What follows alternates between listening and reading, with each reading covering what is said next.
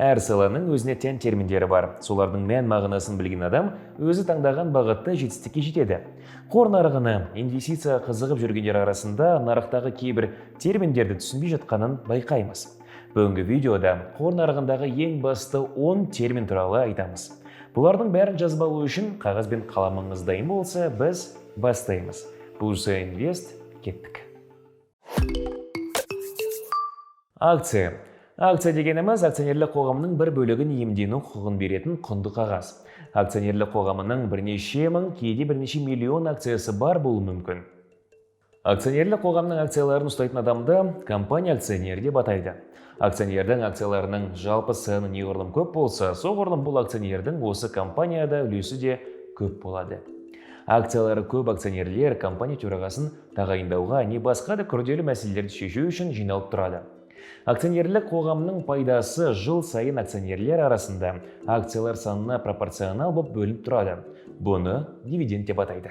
Облигация. Облигация бұл мемлекет немесе компания белгілі бір мерзімге, белгіленген пайызды төлеуге уәде берген инвестициялық бағалы қағаз. Облигацияның мерзімі аяқталған кезде эмитент инвестордың ақшасын қайтарады. Қауіпсіздіктің бұл түрінің ең көп тараған мысалы ірі инфрақұрылымдық жобаларды қаржыландыру үшін сатылатын мемлекеттік облигациялар болып табылады. Кейбір инвесторлар көбінесе облигацияларды таңдайды, өйткені олар акцияларға қарағанда қауіп қатері аз бағалы қағаз болып саналады. Брокер. Брокер немесе делдал. Қор және тауар биржаларында, валюта рыноктарында тауар, валюта, құнды қағаздар, тағы басқа құндылықтарды сатушылар мен алушылар арасында мәміле жасау кезінде арада жүретін ресми делдал. Жеке адам немесе фирма.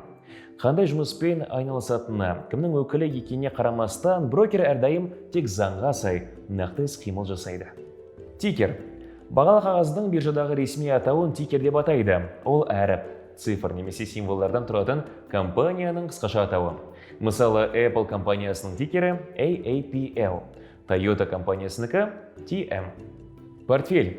Портфель инвесторға тиесілі және қысқа және ұзақ мерзімді табысты барын шарттыруға арналған төмен және жоғары қауіп қатері бар акциялар, облигациялар, бағалы қағаздар, тауарлар, валюталар, жылжымайтын мүлік және тағы басқа инвестициялардың жиынтығы.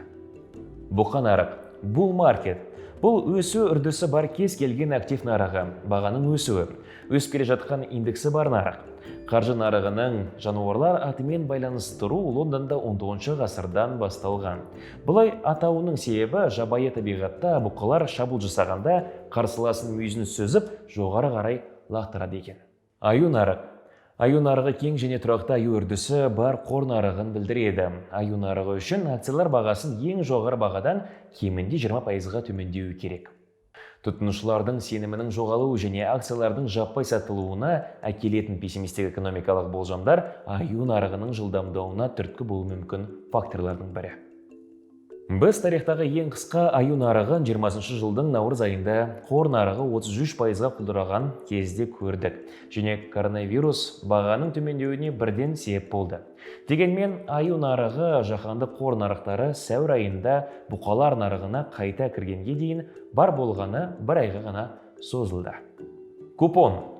Купон облигациялар бойынша төлемдер. Бұл компания немесе мемлекетке ақша бергеніңіз үшін сізге төлейтін пайыз. Сіз облигацияға ие болған кезде ғана купондық төлемдер ала аласыз.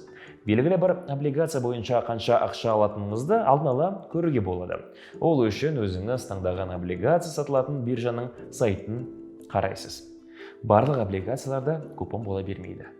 ETF. ETF бұл биржада сатып алуға және сатуға болатын қорлар. Яғни бұл бір құнды қағаз емес, олардың жиынтығын айтады.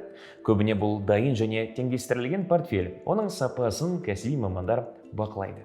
ETF экономиканың түрлі секторлары мен елдерді қамтитын әлемдік индекстерге негізделуі мүмкін. Сонымен қатар экология, энергия немесе технология секілді белгілі бір секторға байланған қорлар болуы мүмкін. Мұндай қорлар өте көп. Мысалы, технологиялық компанияларға инвестиция сатылатын Invesco, TripleQ. Бұған Facebook, Microsoft, Amazon сияқты танымал компаниялар кіреді. IPO компанияның акцияларын бастапқы орналастырылуы, нарық қорында бизнес қожайындарының бөлігін сату. IPO қаржыландыру көзінің диверсификациясына қызығатын компанияның дамуындағы маңызды кезең. Орналастыру нәтижесінде компания жалпыға танымал болып, дамуға қажетті капиталға қол жеткізеді. Ал инвестор, акционер және компанияның ортақ иеленушісі болады.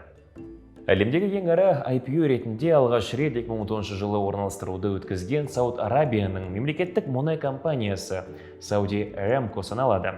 Сатылған акция қоржыны рекордтық 25,6 миллиард долларды құрады.